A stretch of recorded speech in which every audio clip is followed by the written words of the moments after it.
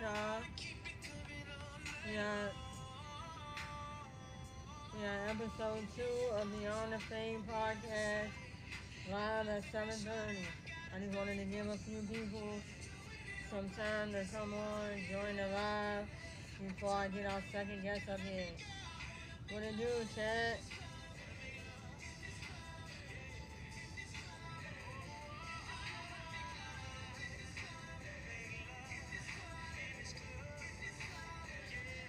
If you have any questions, feel free to ask now.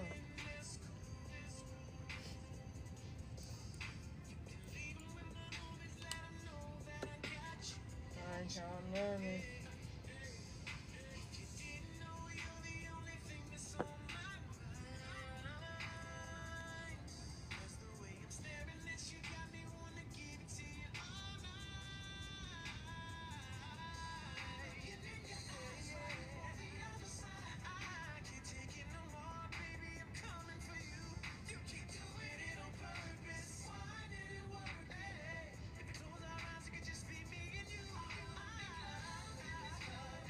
I don't know. I never talked to my dad about his story, so I'm kind of nervous to really dig into it. It's like I want to know the answer to these questions, but what if I'm getting too personal?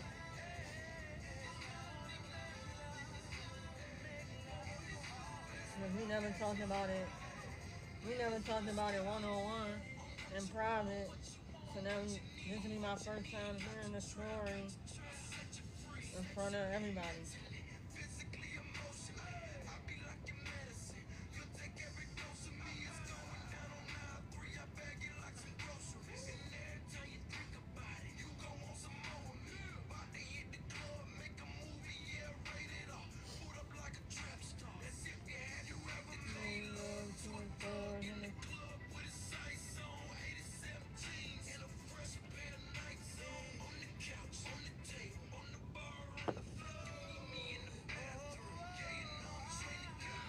We got the second episode of Beyond the Fame podcast at 7:30 p.m. Let me let everybody know. I'm gonna let everybody know what we're doing.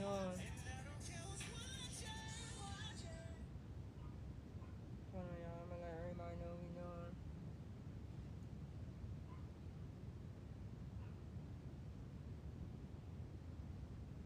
Hey y'all, we got the second episode of Beyond the Hey y'all, we got the second episode of Okay, that's a good idea. So I'll tell them that at the beginning of the podcast.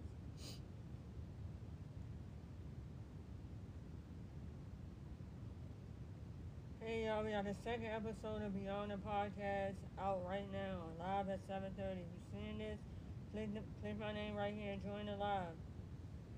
Hey y'all, we got the second episode of Beyond. Thank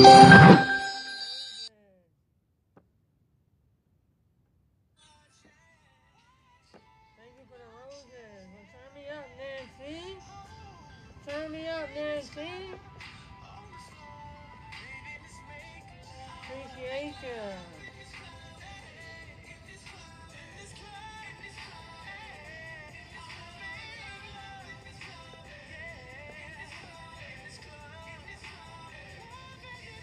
We got about 20 minutes before I bring in my second guest. We got about 20 minutes, y'all.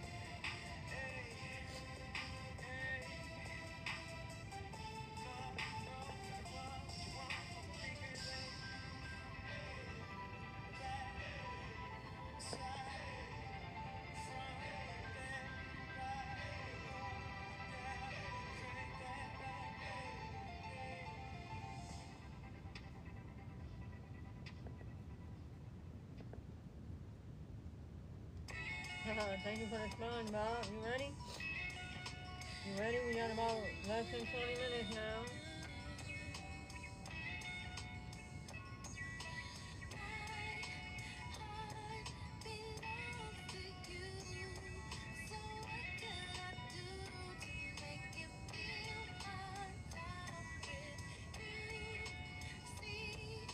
Thank you for sharing the live.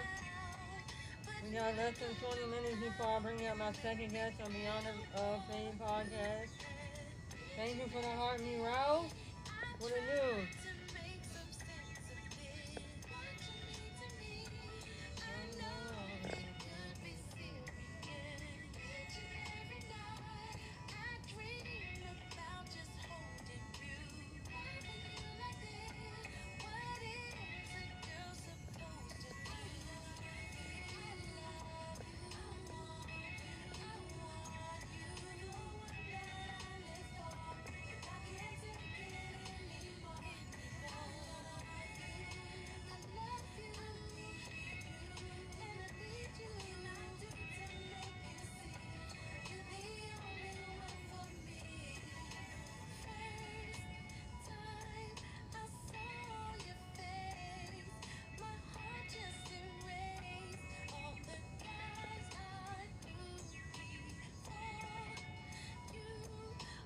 Y'all see me looking down, just working on my nose, y'all, making sure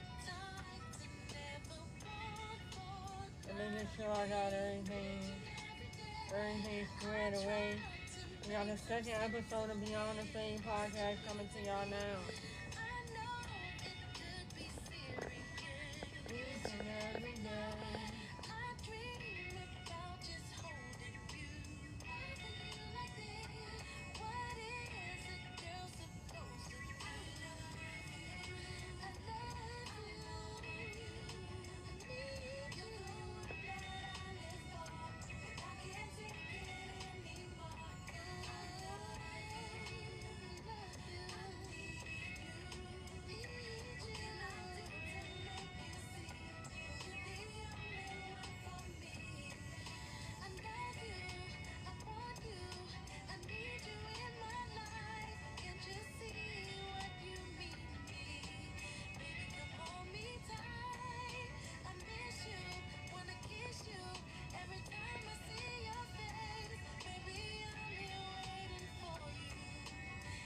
Appreciate y'all for joining in. Make sure y'all hit that.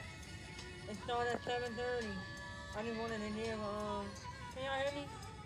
Can y'all hear me? It started at 7:30. I just wanted to give people time to kind of, join in, give a little backstory of Beyond the Fame podcast. So my guest will be here at 7:30. Alright, no problem. Come back at 7:30. I just wanted to come on here and try to get it started. I didn't want to be,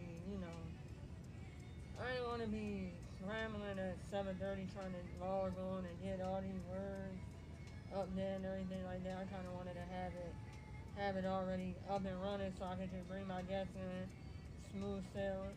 So if you need to come back, come on back.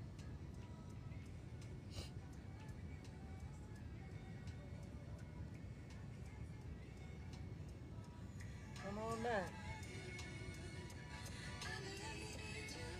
Just wanted to give the people time to lock in with Beyond the Fame, man.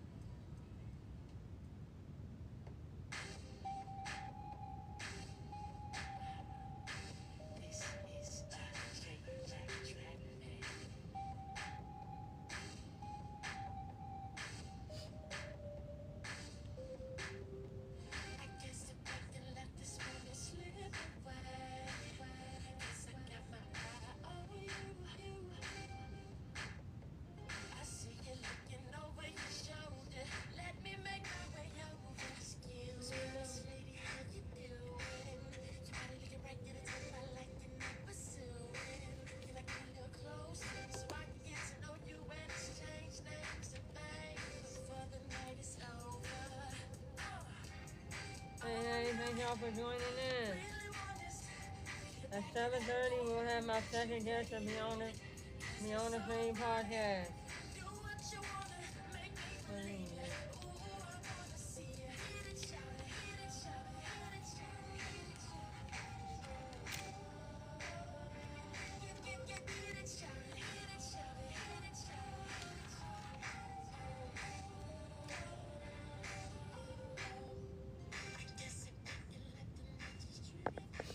I just want to give you a little background on Beyond the Fame podcast.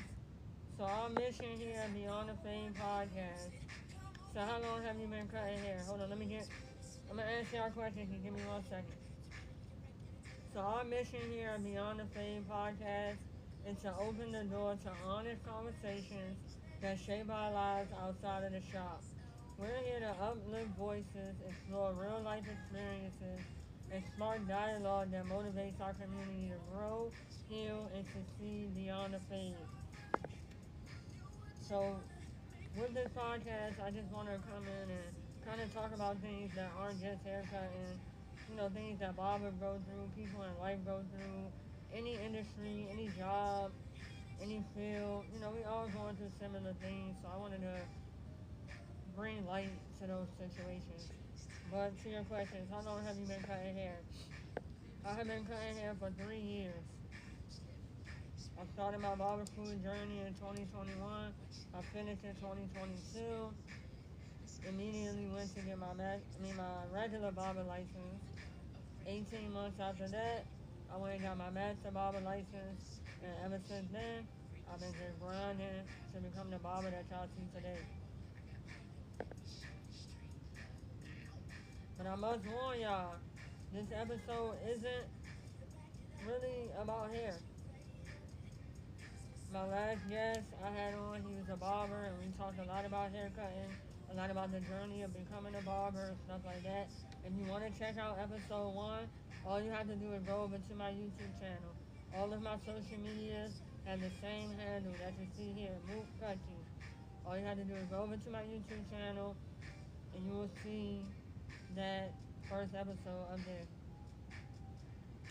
Thank y'all for joining in. Just a couple more minutes before I bring in my first guest and do the introduction. Doing anything in the winter is kind of a whole thing. But All those layers, stuff I like do want y'all to go check out that first episode. It's a really, really good episode. I chopped it up with my boy JP the Barber, and we talked about a lot. We talked about fatherhood, manhood, life behind the chair. We talked about a lot. It was a really good episode. available in Walmart. Thank y'all for joining in. Make sure y'all hit that follow button so that you won't miss out on episode 3.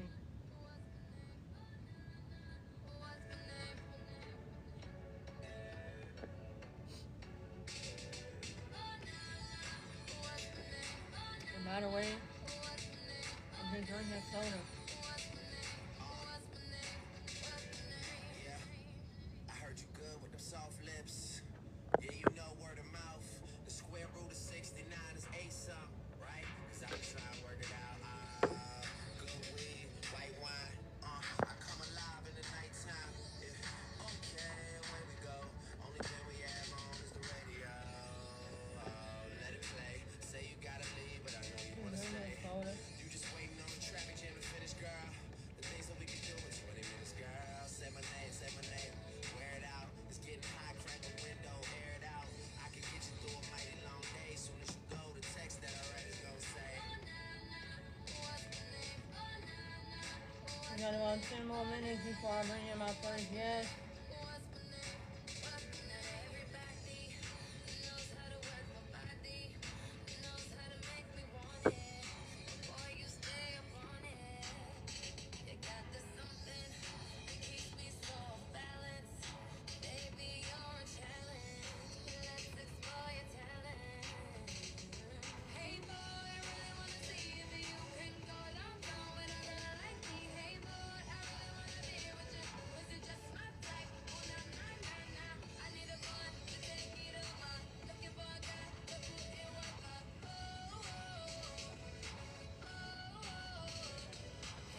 Those of you that just coming in, make sure y'all hit that follow button. Those of you that are just coming in, stay tuned.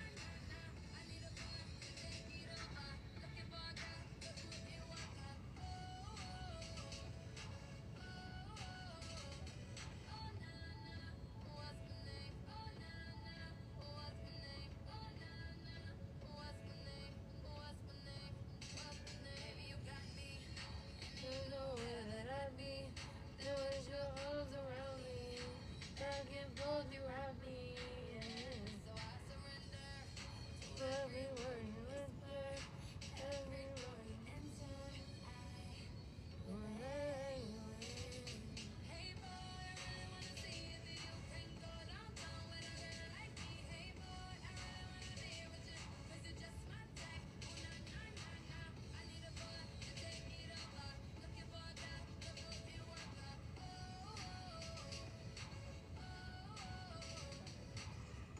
Thank you for the heart, me.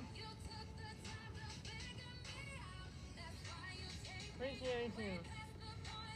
For sure. I'm hitting that follow button right now. For sure, for sure. I'm all for engagement.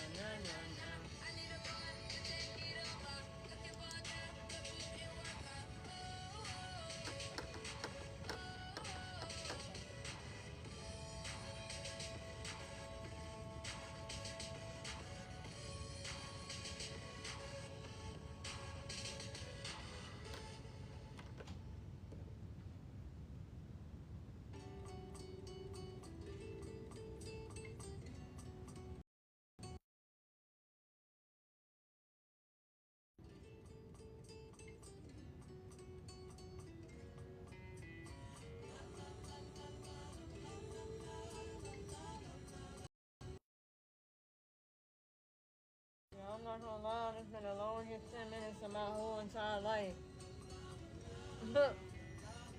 How come, how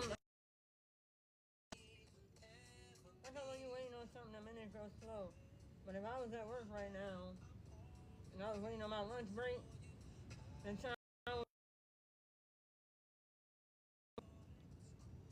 like when you want the time to move fast, it don't move fast. But when you want it to move slow, it don't move slow. Like, I wish you could really control time.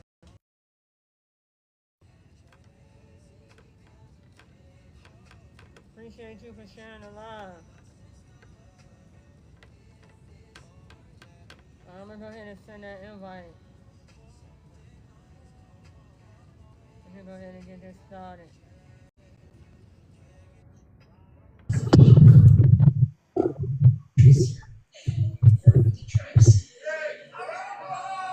One of the elders told me, there is no higher honor for our people than to give one another food.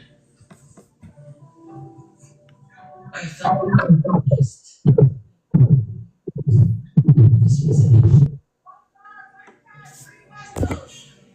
Food is sacred to our Arapaho people. We utilize right, where those that will partake it can nourish their heart, their mind, their body, their spirit. All right, now you gotta turn your camera on. That's what I did. That comes from Mother Earth. Nah. We have that respect and love for it.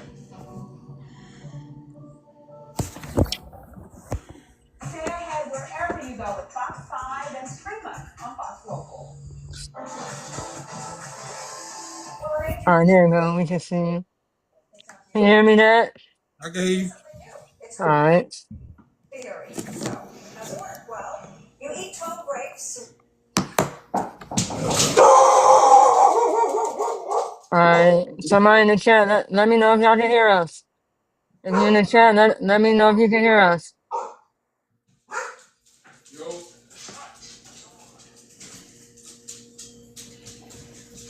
Can you hear me? I can hear you.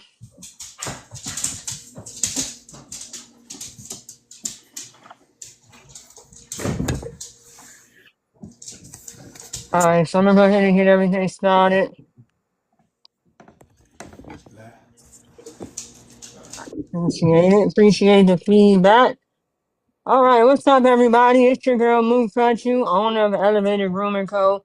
And today I'm logged in with Beyond the Fame for a very special interview.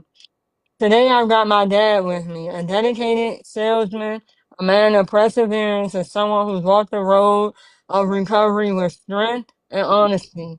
And today we're talking life, discipline, addiction, healing, and the power of getting back up. I appreciate you for tuning in and let's get right into it. All right, so today I have my dad, as you can see, as I already said. So, Dad, how you doing today? I'm doing amazing, just looking forward to this moment. For sure, for sure. So I want to go ahead and let you introduce yourself to the people. So the first question I have for you is your general information, your name, where you grew up, and tell us a little bit about your childhood. My name is Steven, man. I grew up on the streets of Washington, D.C., man, mainly from Minnesota Avenue 34 from Minnesota to Ridge Road 37. I'm a Southeast kid, born and raised. We did all the things we did back then, and through the grace of God, we was able to make it out.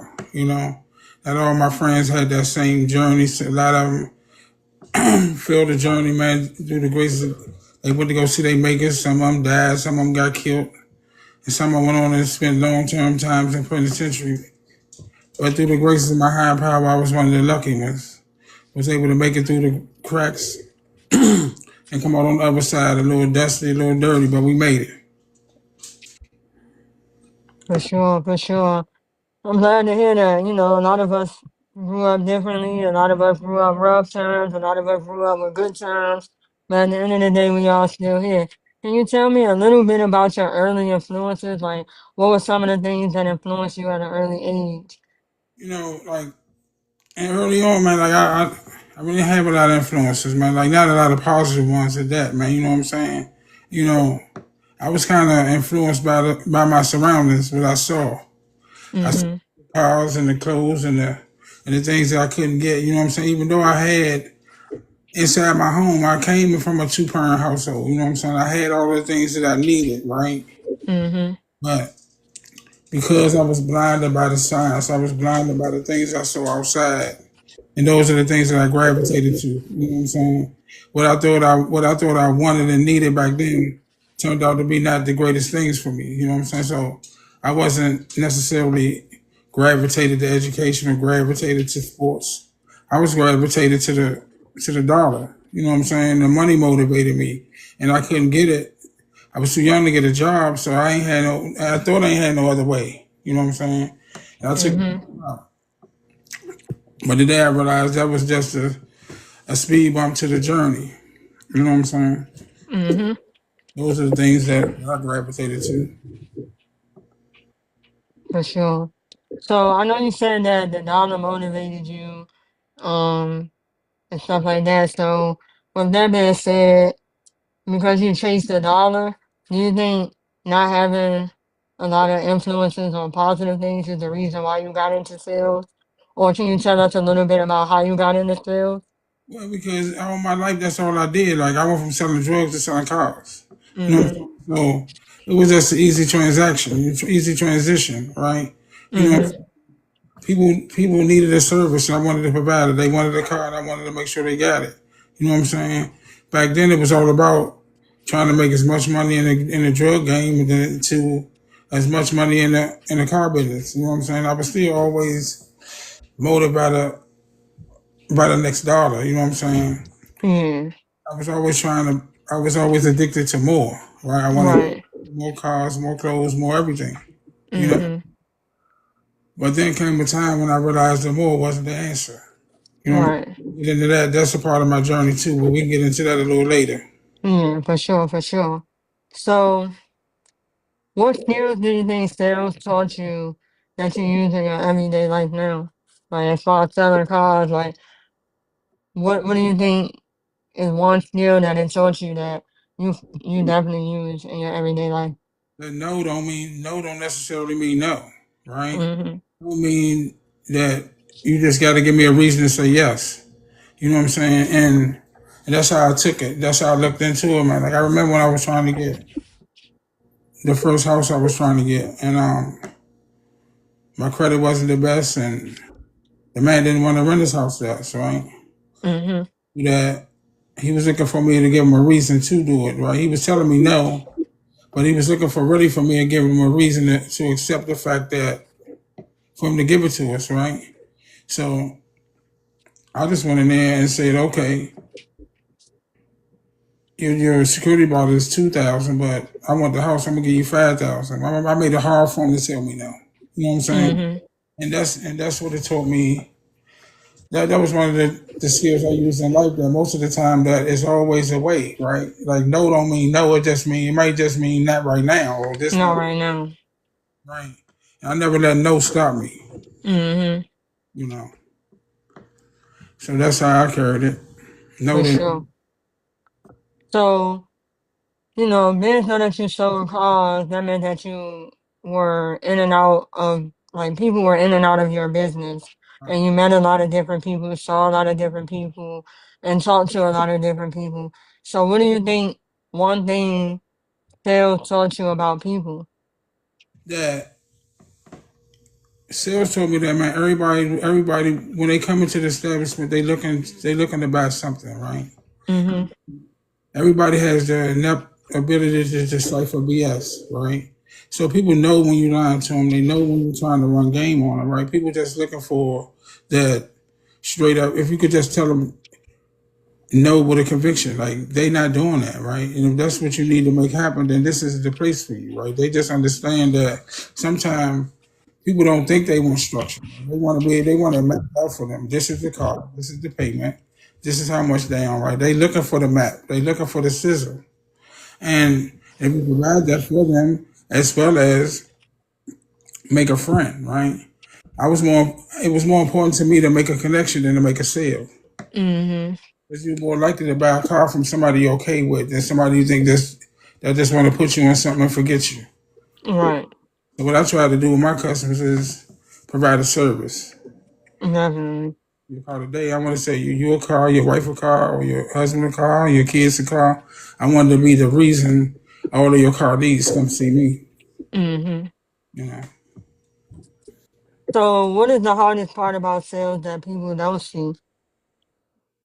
the hardest part about sales is convincing somebody to get what they don't want to buy. Right? Right. So, give me an example of that.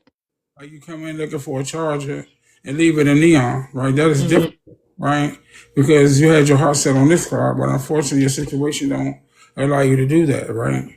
And or you spend all day with somebody and then they say no, they don't buy the car, right? You disappointed. But it's not about necessarily making a sale at that moment. It's always about making a connection. Because today might not be right, but you put them on the right track to help them so the next time it is, right? Mhm. That's what I always did. I always try to plant the seed, right? You always plant the seed for the next step, right? Because today I might not be able to sell you a car, but tomorrow I might be able to help you with an oil change coupon or something to keep you coming back, keep you accustomed to relying on me. And that was one of the hardest thing to do is once they leave there is to get them back too, though. You know what I'm saying? Because once most people leave, they don't want to come back to the dealership because they spend 6, 7 hours there. If you could do the deal for me, why didn't you do it then? But sometimes it takes another face. Sometimes it takes somebody else to be able to come in and say, well, look, this is what I can do, right? Right. And that person might not have been at work. And the next day, I might still be working on your behalf, but I need you to come back in and let me help you. And that'd be difficult sometimes. Right. So, I know that me and you are in similar fields. When it comes down to selling and being a good salesperson and just getting your business out there and getting your business seen, is there any advice that you could give me on being a better salesperson? Like for me, it's the ABC always be closing, right? Like everywhere I go, I was no longer Steve, right? I was a car guy. I was always selling. If I went to the barber shop, my barber knew I sold cars. My cleaners knew I sold cars. If I went to the club, the bouncers knew I sold cars, right? Like my social media was no longer about me. It was always about the next best deal, right? It's always about what y'all call now creating content, right? Everything is content, right? Mm-hmm. Every time I'm showing a car, if I'm just in a car, if I'm making a video about a car, right? Everything is content. Everything is keeping your name in front of the people. And that's the key, right? It's about it don't matter what like at one point in time they used to sell cars differently. They had the ad, that was the one car, right? But now you have a 24-hour showcase, a 24-hour dealership. That's the internet. That's always going to be my my platform. I'm gonna take those cars and put them on my page and put them on my social media. So whenever somebody was looking for a car, I linked it to the dealership. So when they went on the dealership website, it gave me an alert. And I can get on my and Mm-hmm. talking to them in real time. You know, and that's what I did. I just kept my name out there. For sure. So do you think that, because I know that you've been selling cars for many years, and I know you sold cars before the social media wave and after the social media wave. Do you think that the social media wave gave you a boost at selling cars, or do you think you prefer selling it the way you did before social media came about? Well, it was kind of a different way, right? Like we made more money before social media because it was that one car, and you came in on that ad car, and you came looking for that one specific car, and that car was usually sold, and we showed you something else. The social media now gives you access to our whole inventory, right? And we have to be. Mm-hmm. The difference back then was honesty versus transparency, right? If you asked me a question, I had to answer it. With social media, we have to be transparent. We have to tell you that every car with every price right up front, right?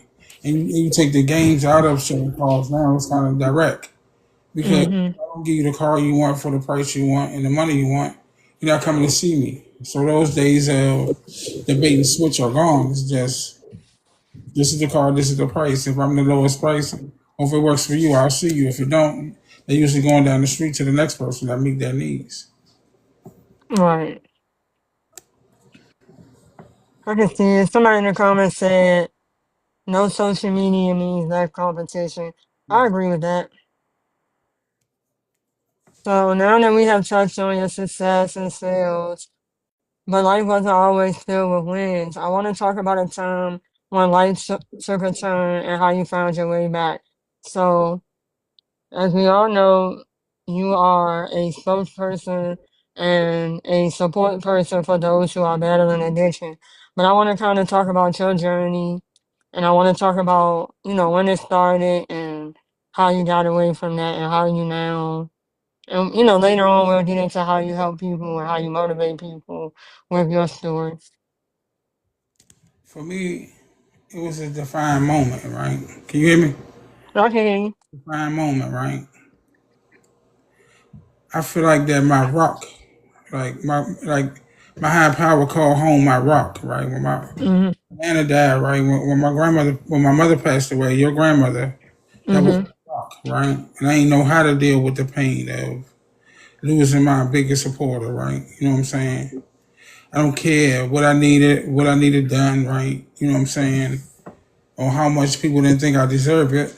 She was always there for me. You know what I'm saying? And when that was taken away from me, I didn't know how to deal. I didn't want to deal with the pain of losing my mother, right?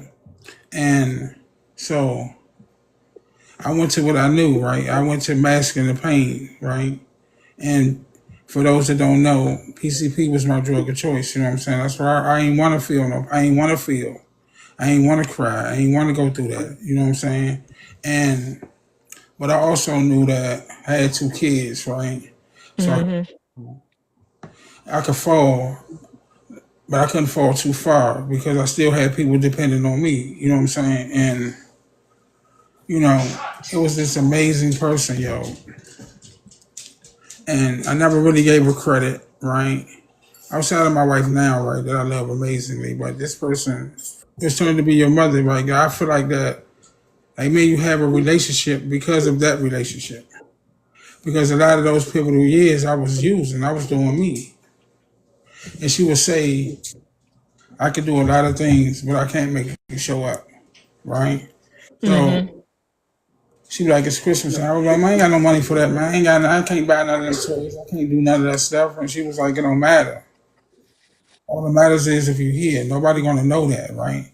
Only you gonna know that. And as long as you show up, you know what I'm saying? I was able to do that, right? I had one responsibility was to show up. And then I showed up, right? And I was able to be there in a sense that even through my using, I still had to show up.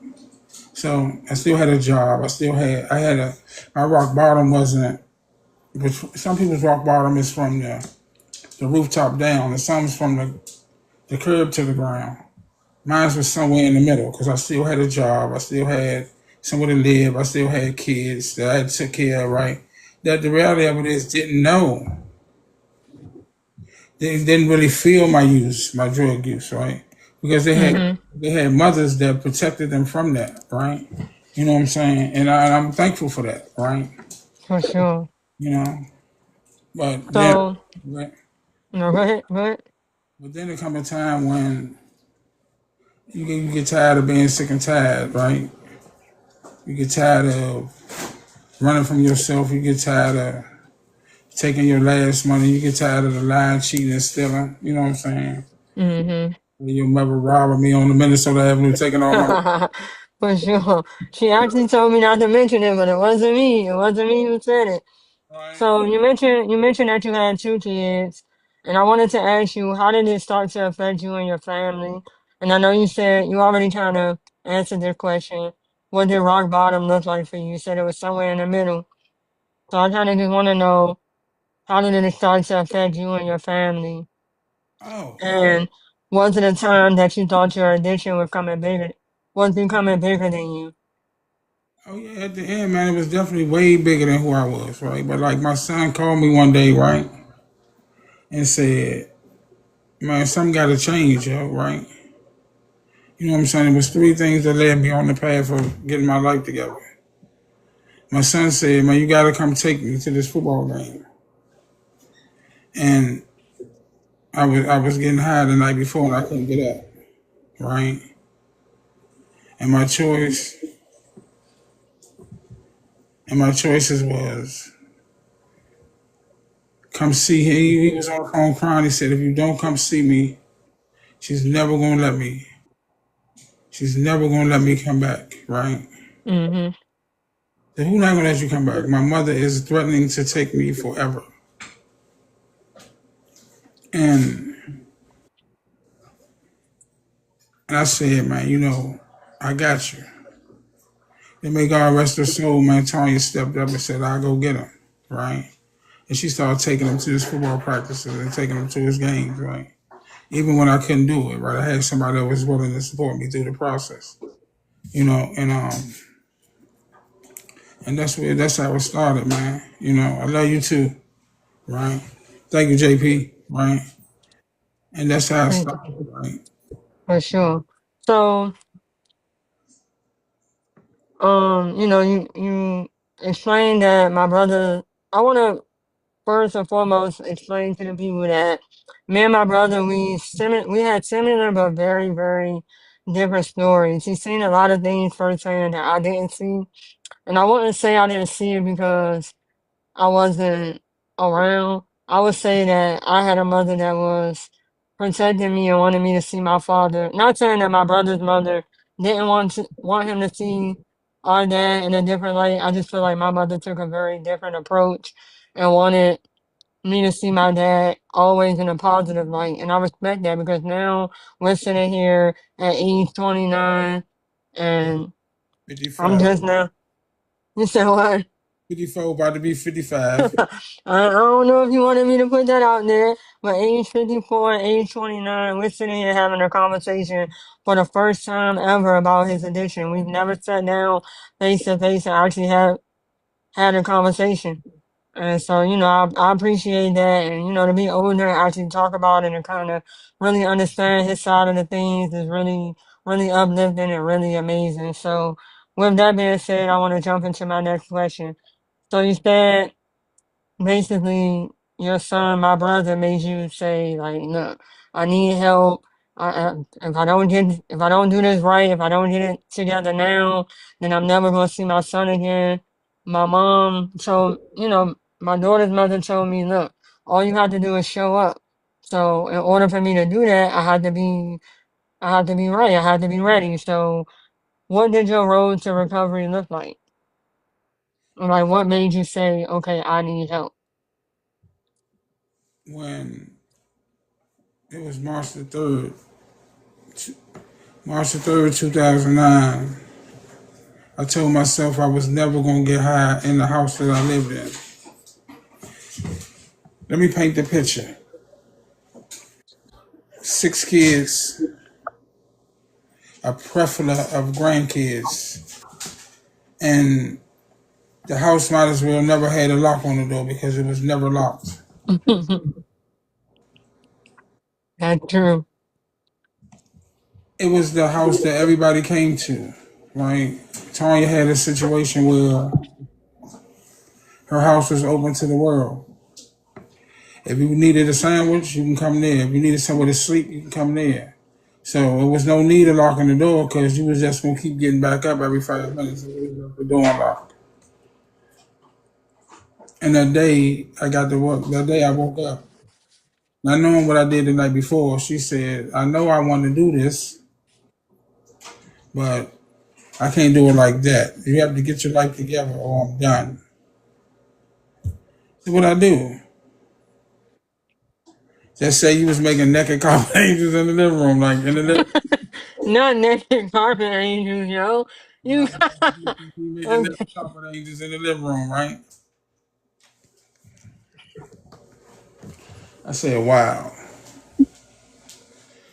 man, I got you though, Charlotte. I got you, man. I got you, man. I'm gonna get it together." Never had no intentions on getting it together, right? Went to work. It's the 4th of the month. I got 6 or 7 cars out. The man says you fired. I said, "For what? I'm selling cars." He said, "Man, I love you like a son. The hardest thing for me to do is watch you kill yourself and have to turn around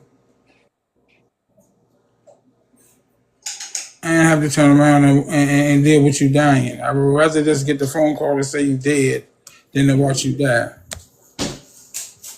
And that hit me, right? Right. Then I turned into us, and then I turned into a. I turned to, She said, "We're not lying. We're moving past the naked carpet angel. Keep it going. Keep it going."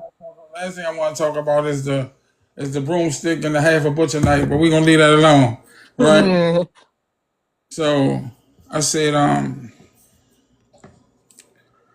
you gotta give me a chance. I went in the salesman mode, right? You have to give me a chance. He said, "Give me a chance to do what?" To prove to you that, man, if you give me a chance, if you let me keep my job, I'll never get high again, right? Once again, I was lying, yo. Like I had no intentions to stay on this path. I just needed them to. I needed her to let me stay in the apartment in her house, and him to let me keep my job. Right. But then I went to the program and I went to outreach and So that was like just step one. I chose step one. That was Okay. admitted that I was powerless over this process. You know what I'm saying? You know. Okay.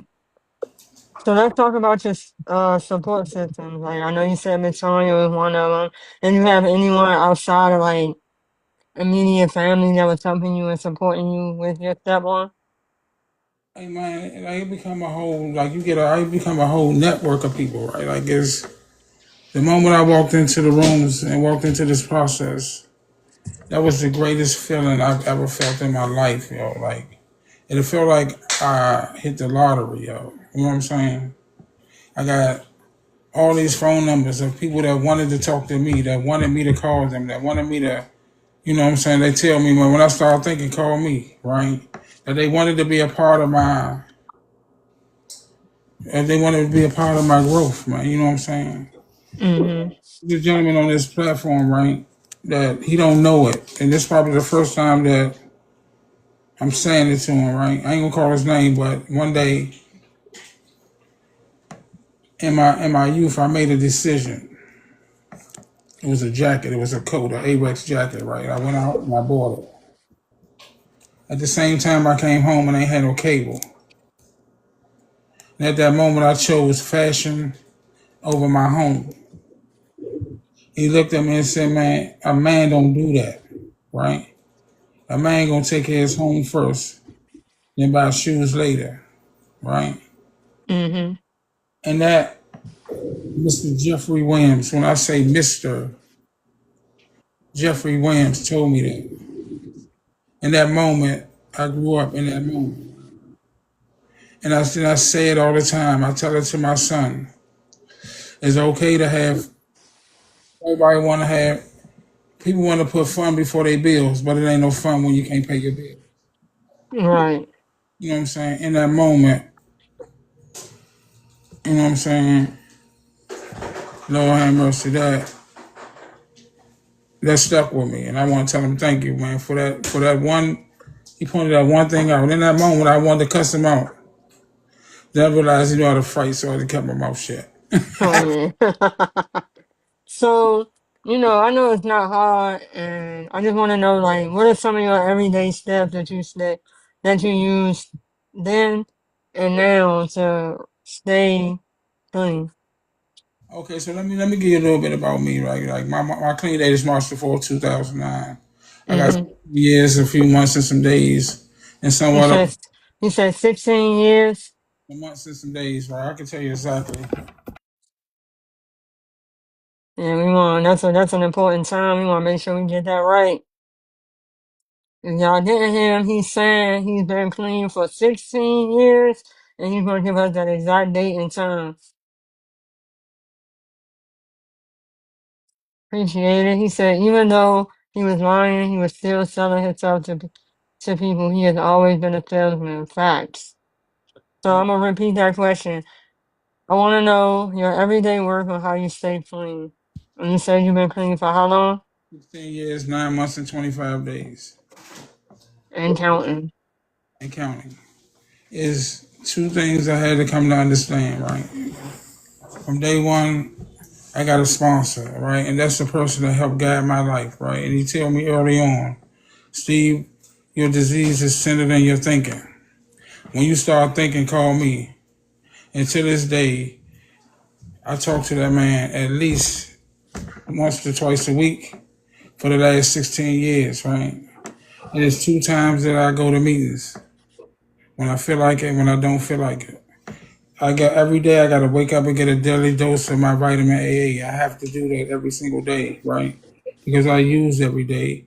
And I gotta keep focus on my clean time every single day. It's not like unfortunately, it's not like barbering school. Like if I get 90 hours or if I go take this test, I become a master barber, right? Mm-hmm. Then you have to do every single day to stay here because my disease is working around the clock waiting for me to fail. Because I have a disease that tell me you good. You don't need to do that no more. You're okay. You don't gotta help nobody. You don't gotta be no good husband. You don't gotta be a good father. You don't have to do that. You can be selfish and go about you, right? And we'll be all right.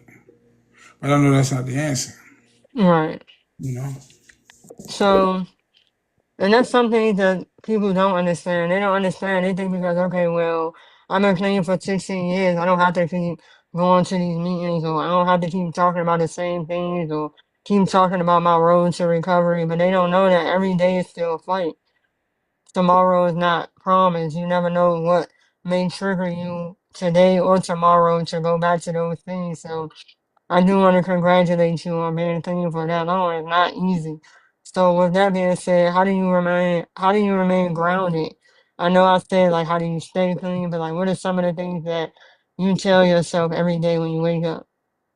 One of the first things I do when I wake up in the morning, man, is I thank my higher power, man, for being on this side of the fence, right? On this side of the dirt. Because somebody went to sleep last night and didn't make it, right?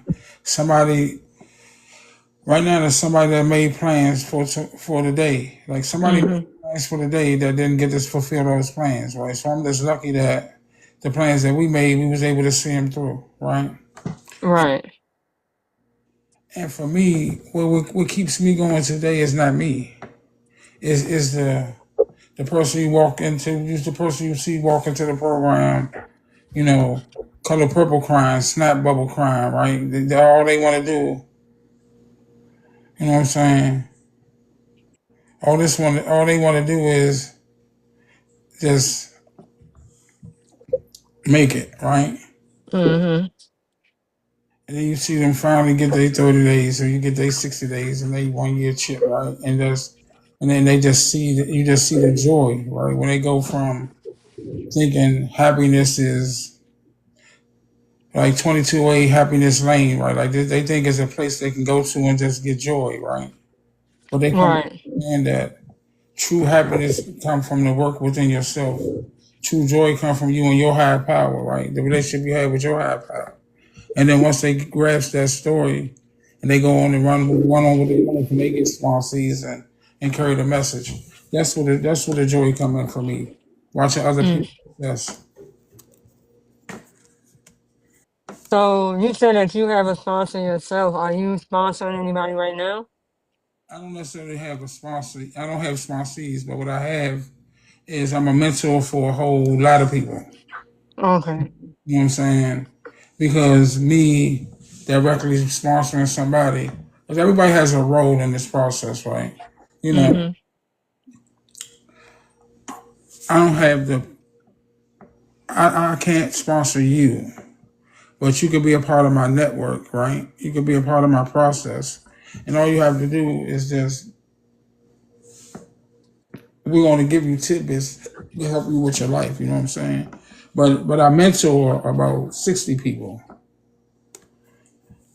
whereas I can only sponsor two or three. Right. You know what I'm saying? Okay. So we talked a lot about addiction and stuff like that. What is a misconception about people who struggle with addiction that you wish people understood? That they could stop if they want to. Mm. That, oh man, he bullshitting, right? He don't want it, right? That's not true, right? Because most of the people that struggle with addiction have the desire to not do it. They just have the misunderstanding that they have to get willpower, right? Like willpower is enough when it has nothing to do with willpower. It's kind of like, would you get mad at the cancer patient for having cancer, right? Mm-hmm. Sick, right? They have to be able to change their process and change and go to the right doctor, right? The program and the process is the doctor to help them with their process. But not everybody go to the right doctor. Not everybody go into the doctor looking to get help for real. Some people go there because they want, they're trying to fool somebody like me. Like I wanted to fool my girlfriend at the time. I wanted to fool my job. But somehow, some way, my higher power had a different result, a different process for me. You know what I'm saying? My why was different, right? Mm-hmm. My son, I wanted to have a relationship with him, right? I didn't want your mother to have to keep buying the gifts and putting my name on it, right? Like I wanted to be able to come in at some point and do my part. So my kids was my why, right? Mm-hmm. And and then that was my motivation to do it, right? And I'm really competitive. And when my friend told me, man, you couldn't get 30 days, I wanted to prove him wrong. Mm-hmm. He kept betting me money to get to the next milestone, so I got a year. Oh yeah. So even that's crazy how you'll leave the shopping cart at Walmart, right, in the parking lot, but that quarter make you take it back to Aldi's. You know what I'm saying? No, that's a good reference though. Because people will leave that Walmart car right next to their car when they running out all these cars back to get their little quarterback. Yeah. That's for sure. And then that $5 was enough to make me go back to get my next chip. You know what I'm saying? And that shit. Do Yes. you have any do you have any advice for someone who's kind of been in a position that you were when you first started your journey, or like any advice for somebody who may be struggling with addiction right now? Man, the key is, man, for listen to if you're in a situation, you hear these cliches, man, just listen to them. Just keep coming back. The only desire, only requirement for membership is a desire. It doesn't say you have to be clean to come here, but just keep coming back. The more meetings you do, it tends to mess up your ability to get high. You can't drink the same, you won't smoke the same, or none of that. Once you get this information in your brain, I tell people all the time, a belly full of booze and a head full of AA don't mix. At some point, just keep coming. It's gonna click, right? Just don't get tired. Don't because some people get because they relapse. They get ashamed. They get embarrassed. They don't want to go back and tell on themselves. But just keep coming back. Your time will come. For sure, for sure. I like that you said that, like, just keep coming back. That's a lot of the times, like, just to tie that into what we do. Like, a lot of the times, new barbers will get discouraged at the barber shop and they'll stop and they won't come back to barber school after one mess up. But, like, if it's something in life that you want, you gotta keep coming back for it. But I do want to know, what role did your family play in your road to recovery? Man, they played. They played a major role. You know, my wife today played a major role in me staying recovered, staying in this process, right? Mm-hmm. You know, even though she doesn't know me as an addict, right? She has become a part of my why, right? Because sometimes it get to be difficult not to have to create the balance, right? With being a GSR, with being a leader of one of my home groups and playing the major role that I play, is a lot of people that call me during their struggle times, right? So I had to learn to balance that, to be able to have time for home and to get the person out the liquor store at the time that I'm supposed to be with her, right? You know what I'm saying? So it's Mm-hmm. that. Before that, the people that lived my addiction, they was more than supportive because they was getting their boyfriend back, they was getting their fiance back, they was getting they dad back, they was getting they person back. So it was easier for them to support it because they seen the devastation, right? Well, I had to come to understand that my wife hasn't seen the devastation, but it just feel like a loss, like a pull away. So I have to make sure that I have a responsibility to make sure that her cup is full, as well as making sure that this person can stay out of the liquor store. So it's a pretty difficult balancing act. You know what I'm saying? For sure. We have to try to do that. Definitely. But I was saying any kind of work in family is hard. No matter what position you're in, what field you work, what job you have, what you're going through in life, it's always hard. Trying to balance life, work, and family. But you gotta realize that, family gonna always be there. You can get fired from that job or and they'll replace you in a heartbeat, but your family gonna always be there for you. Yeah. And I want to take a dive into your family. I know you say you got two kids. Can you give me a little? I have a preference of kids, right? If Well, I you do got a preference of kids, but well, no, no, you don't say too much. Go ahead, go ahead. like I have a preference of kids. I have two biological kids. I have several kids that was bonus kids, right? You know what I'm saying? Like Puna, Shadana, Tasha, right? All of them. It's a lot of us. Yeah, there's a lot of us, man. Like the Gray family played a role in my life. You know what I'm saying? Like there's a lot of them. They showed me what it was like to have family for real. You know what I'm saying? Because, Yeah, and not knocking nobody, but family is, you know what I'm saying? Blood make us related. A bond make us family. You know what I'm for saying? sure. Like I got brothers that didn't come from my mother, right? I got cousins that's more like brothers, right? But I also got family that I don't necessarily fool with either. But Mm-hmm. I don't mean That we don't mean you're not family. right. You know what I'm saying? Like you said, guilt is a major thing. That's we got to come to understand that self guilt will keep Hey, you. hey. Right? Somebody made a comment, self guilt. Hey, sis. Like that's my sis, right? Cherie, right? That's my sis. Don't mean she came from my mother though. You know, Right. you know, self guilt is what keep us in bondage, right? Because Mm-hmm. nobody love me, I got to love me. You know what I'm saying? And that's where we gotta, for real, that's where we gotta understand that. I say it all the time. undealt with traumas get passed on to your kids and to your people around you. That's why it's important to deal with those traumas, to deal with those things that we don't want to deal with. We don't want to take a vicious and moral inventory of self. We don't want to look at us, right? Because it's easy for me to say, you did it, right? Well, my literature tell me anytime there's a person, place, or thing or situation that's bothering me, first I got to look at me, right? Life is 10% of what happened to me, 90% of how I deal with it, right? So I got to keep my emotions intact no matter what, yo, right? What's going on around me. People think peace is without problems.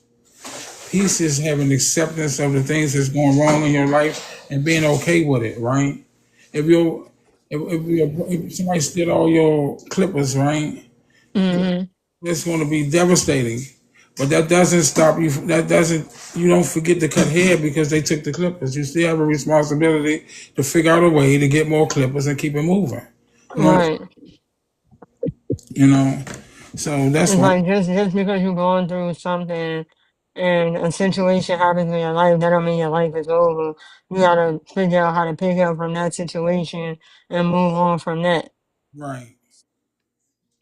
So I know you said you got a lot of kids.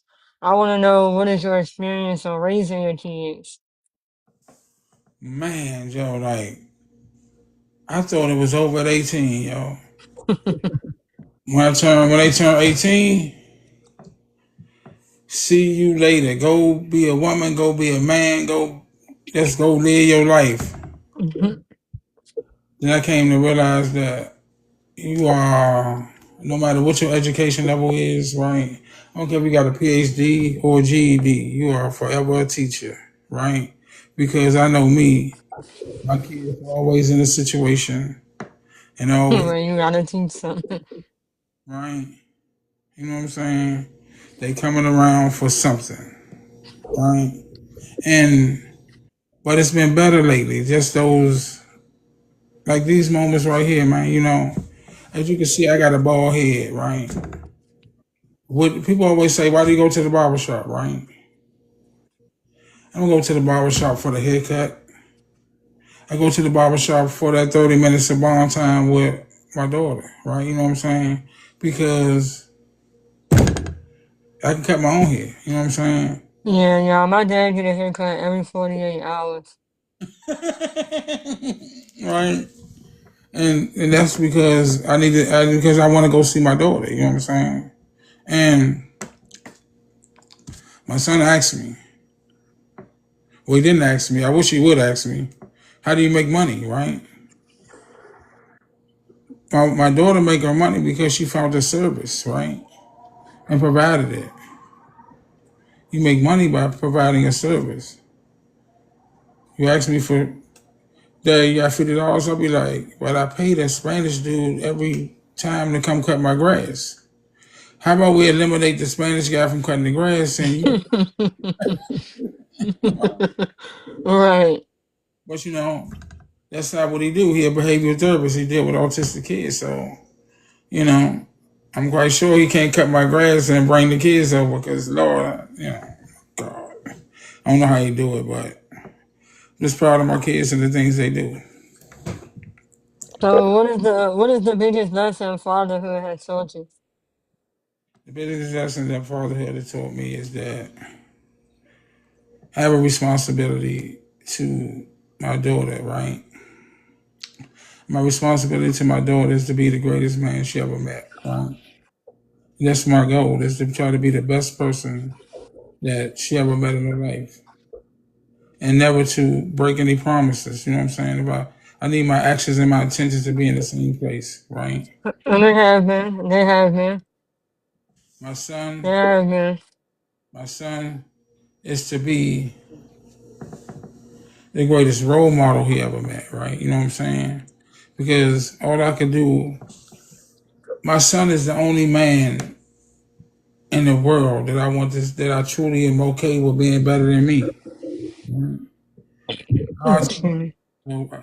I pray that you get on more planes than I ever get on. I hope you get more stamps on your passport than me, right? You know what I'm saying? I hope you get to see the world in ways that I never did, right? because those why I made y'all was one of the reasons why I did some of the things I did in my youth, is so that y'all wouldn't have to make y'all journey easier, right? You know, but the one thing I had to come to understand is that I tried to give my kids everything that I didn't have.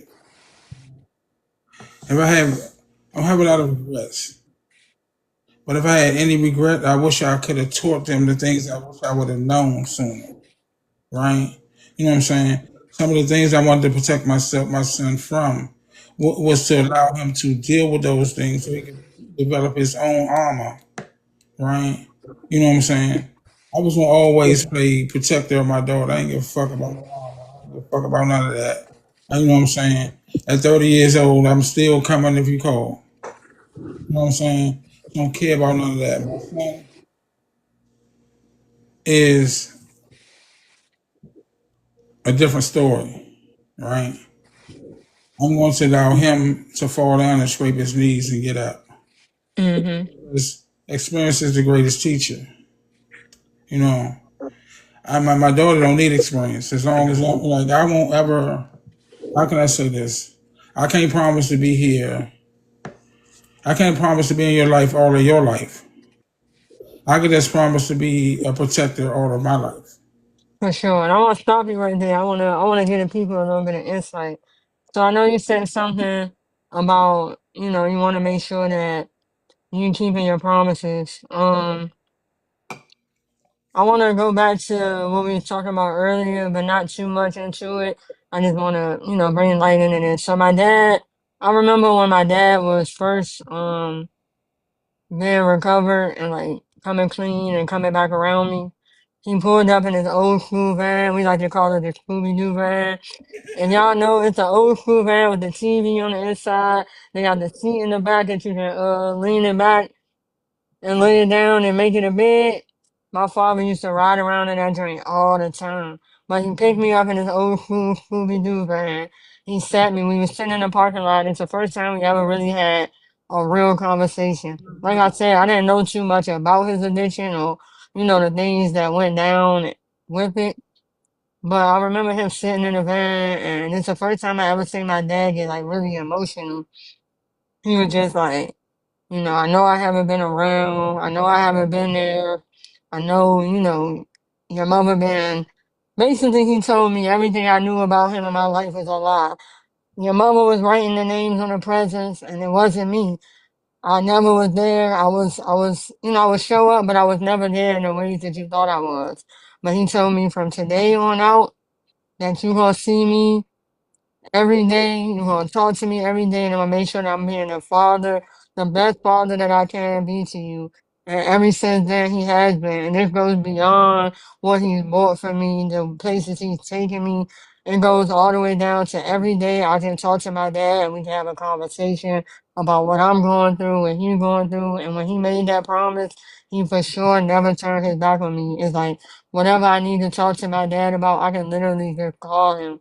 And I want to, right here face to face tell you like I thank you for being the man that you are today and all the things that you overcome. I want to say thank you for that because without that day one and without those people pushing you, we wouldn't be where we are today. Because who knows, you wouldn't be here or, you wouldn't be around me or stuff like that. So like, we appreciate you from the bottom of our heart. And I speak for me and my brother because, he's seen you in ways that I haven't.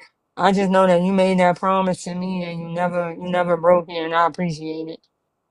Thank you. I appreciate that, man. I remember the time, man. For y'all that don't know, man, my son probably like big as shit. I don't know how to say it right. Like he pretty big dude, maybe like 6'5", probably 350, right? That man told me, he said, "Dad, I love you to death, but if you smoke another cigarette, we're gonna have a problem," right? My man, I realized, I feel like my man was threatening the shit out of me, like he was gonna choke me out, man, right? You know, but in that moment, I don't think he really would have choked me out because I don't think I'd have let him choke me out, right? But that was just that situation. Let me know that. the respect that I got for you, I'm gonna have to cross the line. But I need my father. You know what I'm saying? Leave the cigarettes alone, right? You know what I'm saying? And I'm here to tell you that December the 21st, 2025 made 3 years of being cigarette free. You know what I'm saying? And that was the difficult. That was way more difficult, right? And those two, man, I can clearly say, man, like I'm not saying I don't have no bad habits because I ain't give up Reese cups yet, but that's coming. That's on the way. That's next. That's next. We gotta take you to we gotta take you to the program to get rid of the sweets. Yes. So, what do you wish you could tell your younger self as a dad? Like, being 54. So let's do the math. Let's do the math. So you 54. You turn 55 on your birthday. Yeah. So 55, I'll be 30, right? So you had me at 25. So what at 54? What do you wish you could tell yourself at 25 as a Yeah. father? At 25, I just wish I would have listened, right? I wish I was in position to listen. At 25, I was the most I know it all motherfucker that didn't know nothing, right? I mean, you still think you know a lot now? So no. You were Williams because I didn't listen. You know what I'm saying? Like you should never been a Williams. Nothing against Williams, but it should have been, you know, I mean, that's it's not too late to make it happen. you know, your mother ain't going. You know, you're 4 feet 11 trying to fight. You know, she not doing that. No, no, no. You know, and but then I wasn't on no birth certificates or nothing, right?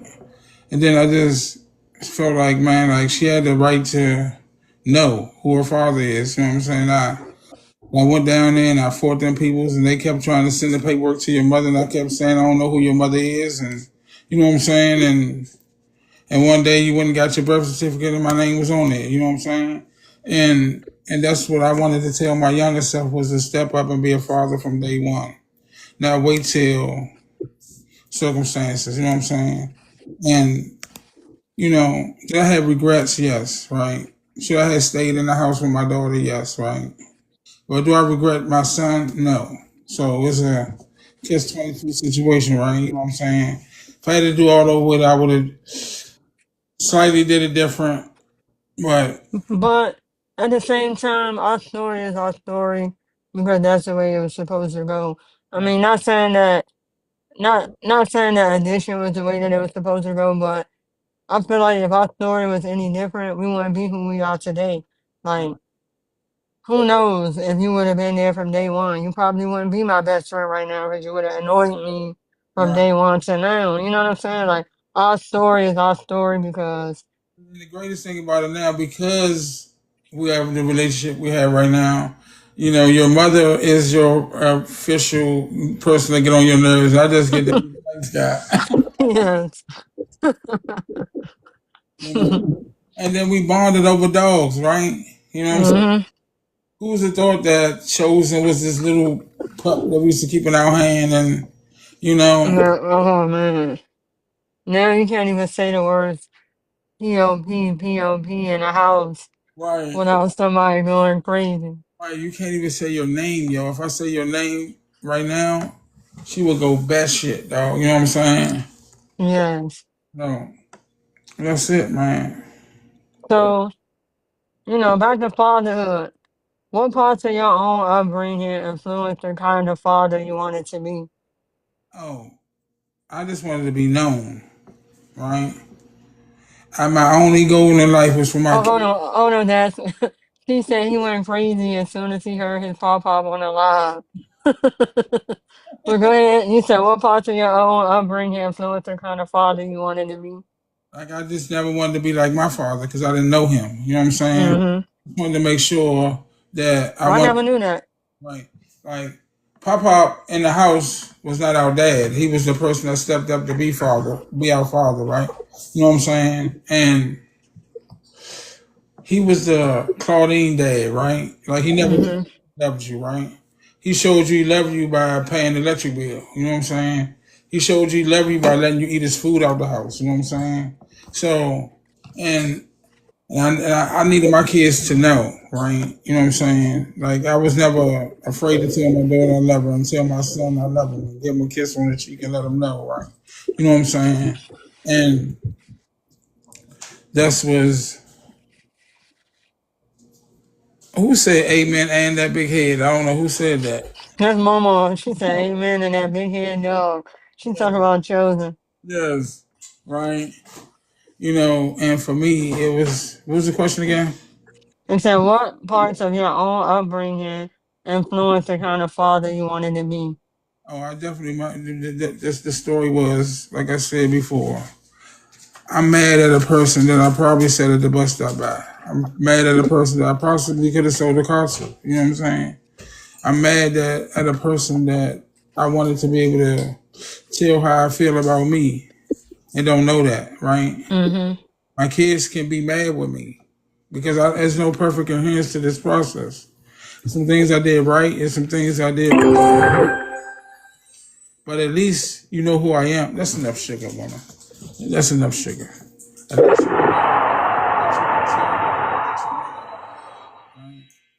least you know who you made at, you know.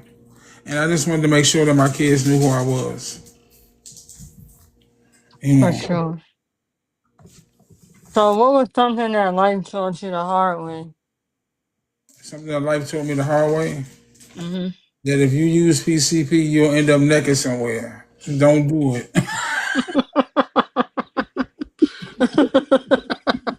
Don't do it.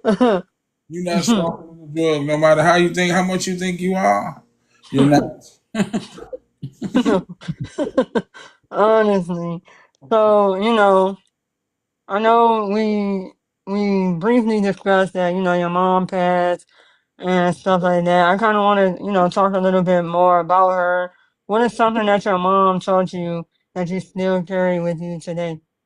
My ABCs, and I'm just joking.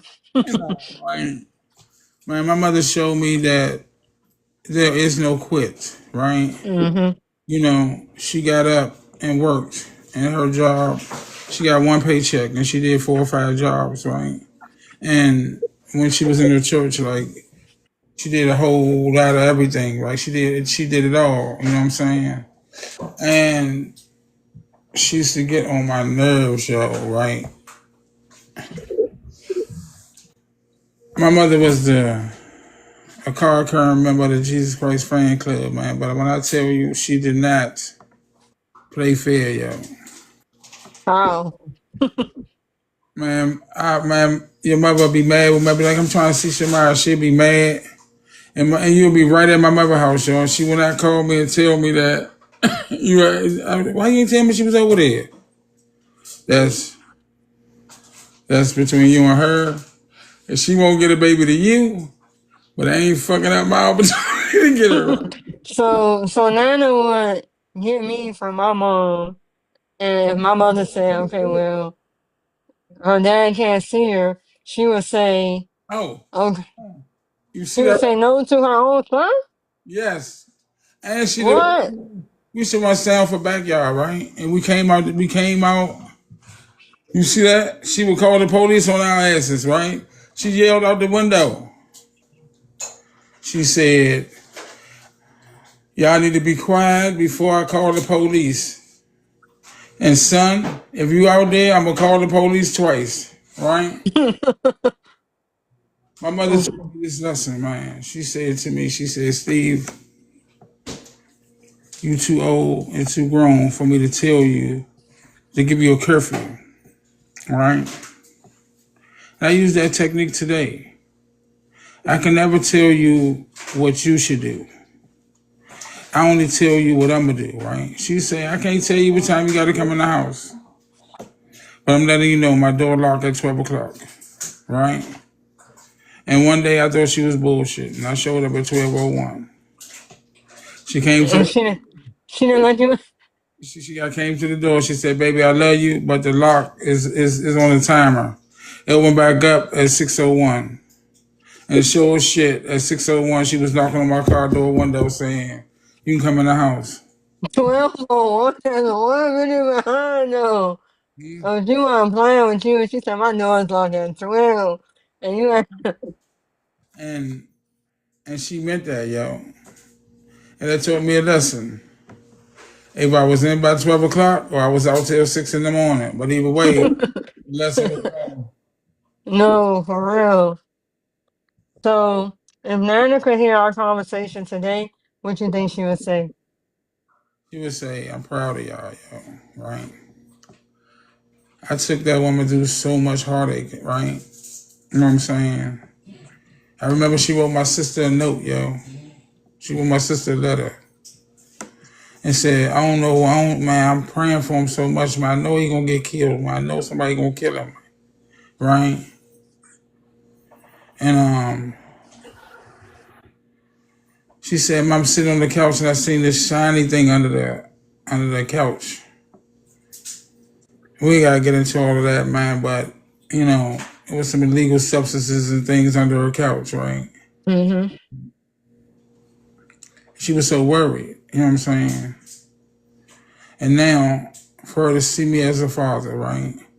And a husband and a dog owner and and the person that give back to the public, right? You know what I'm saying? With the help of my wife taught me that it's okay. Let me tell you something about my wife, yo. Me, if I'm gonna feed the homeless, peanut butter and jelly sandwiches will do. My philosophy tells me if you're hungry, I don't care. Food is food if you're hungry, right? My wife don't look at it like that. If she not gonna eat it, she not gonna give it to them. So when we feed the homeless, man, they eat good. Man, they eat good, Joe. Like, you know what I'm saying? She would go and have the people cater the food to feed them. You know what I'm saying? Mm-hmm. Because her philosophy is if you ever been there, and if that meal was your only meal for the day, she wanted to be a go. Right. You know, and that taught me that it's okay to be selfless. You know what I'm saying? And not selfish. Right. You know, so That's true. That's true. You know. So we talked about Nana, we talked about some of the influences that she had on me, and some of the influences she had on you. Um, I just want to wrap into some more about that. Like, um, I know I said like if she could see us today, if she could see her grandchildren today, what do you think she would say?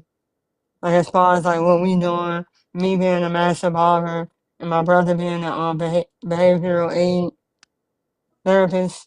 hey man, the first thing she gonna say is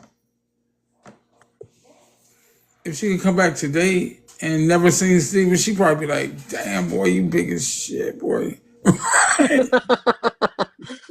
You know, she will my be. mama said, my mama said she gonna say, Maya, sing me a song. Yes, yes. That was her thing, man. Like, and she took all the kids. You know what I'm saying?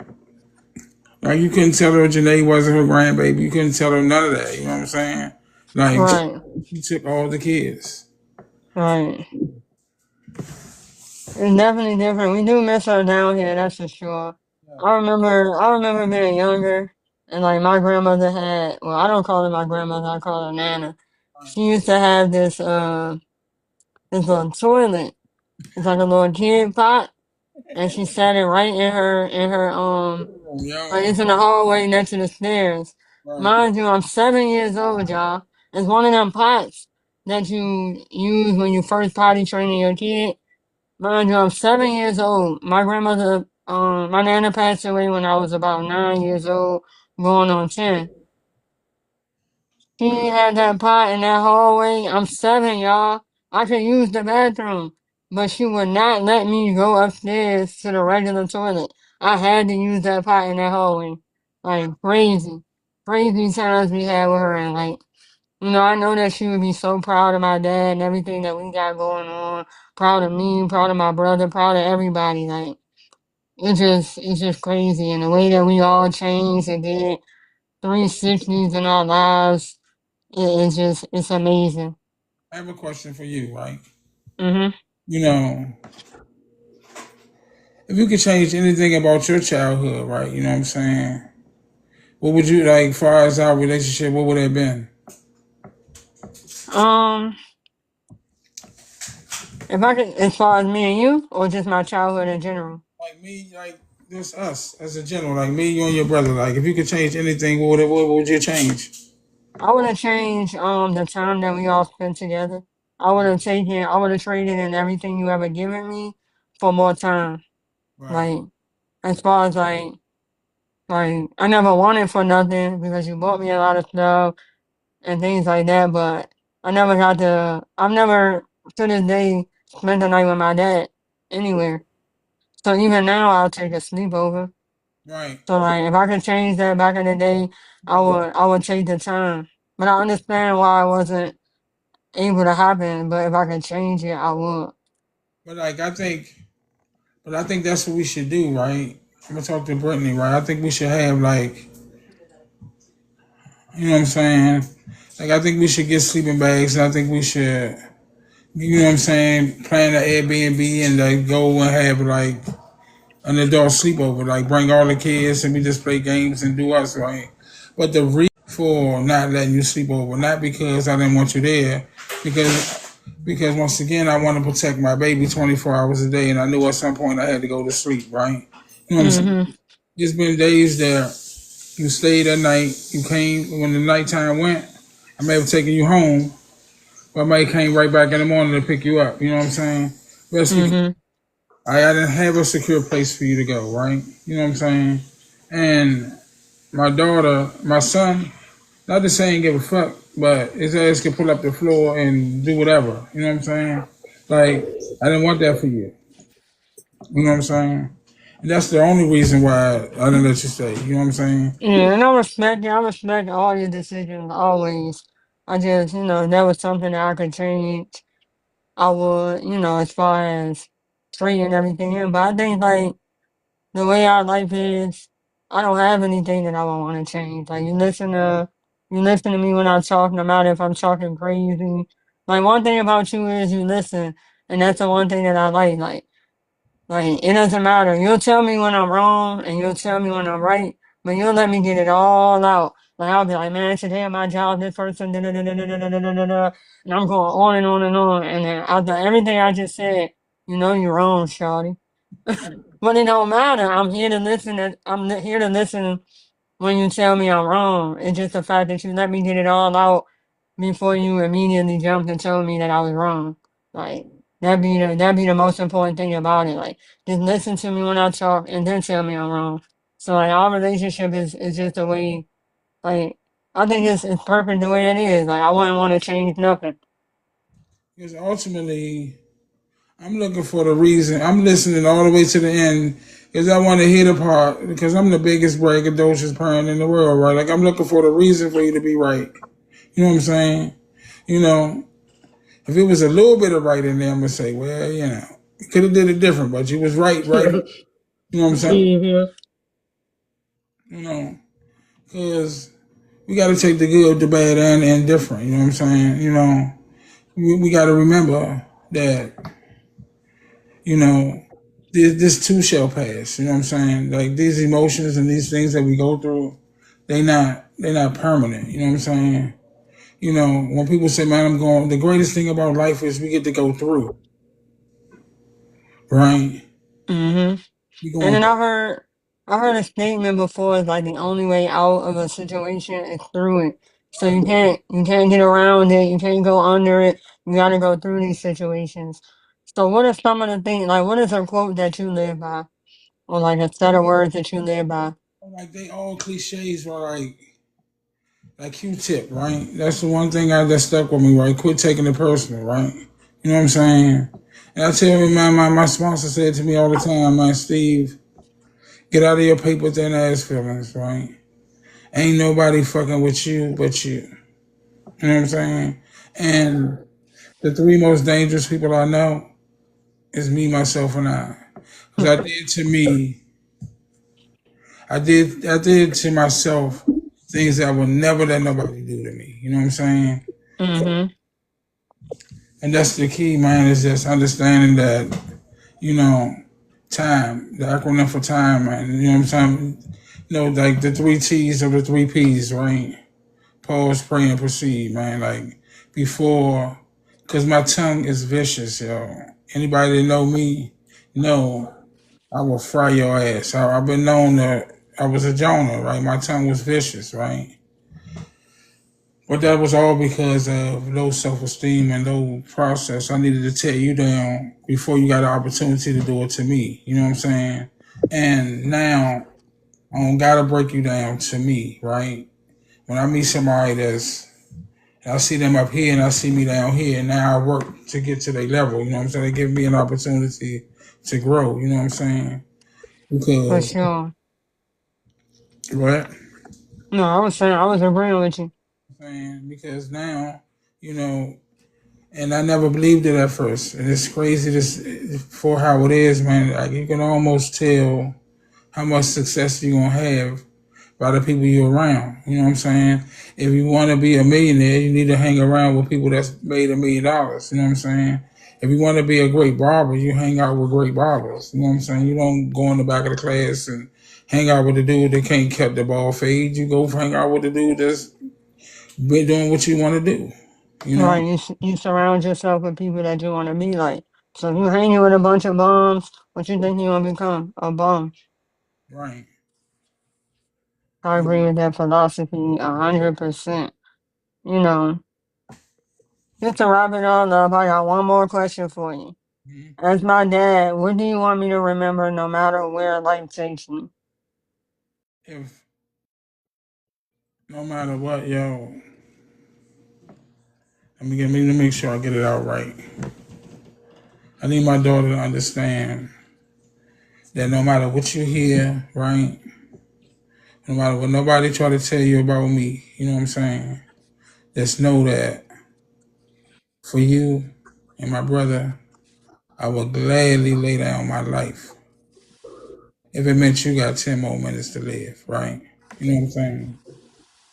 And also, I want to let you know that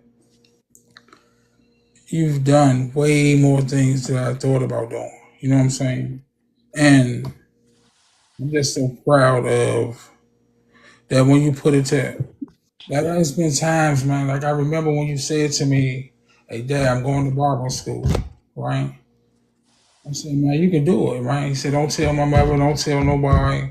I just want to let you know, right? I'm gonna let them know on graduation day, right? Because all of these times I started stuff and I never finished it. I started this and I never finished it, right? You know what I'm saying? And for me, I never felt none of that. You know what I'm saying?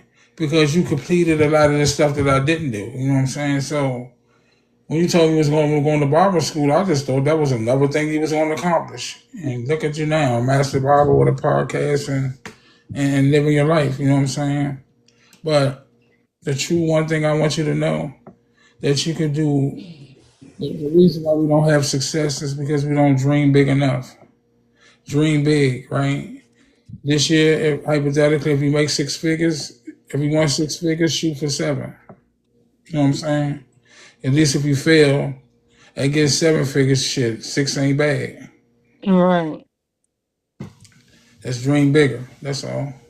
That's right. So, with that being said, I do want to tap in a little bit of that.